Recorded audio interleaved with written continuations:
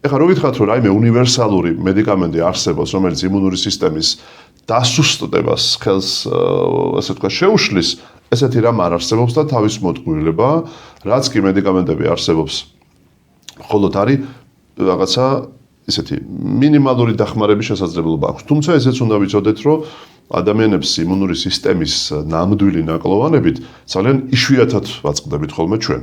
იმუნური სისტემის ნაკლოვანობა არის თანდაყოლილი ძალიან იშვიათი და შეძენილი არის ეს სხვადასხვა ქრონიკული დაავადების მქონე ადამიანები, რომლებიც ბევრს წამალს სვამენ, იგივე პრედნიზოლონის და ასეთი ტიპის პრეპარატებს, მათ უსუსტებად იმუნიტეტი და ადამიანები, რომელსაც აქვთ ინფექციური, თქვათ, დაავადება, როგორც არის ადამიანის შეძენილი იმუნოდეფიციტის ვირუსი.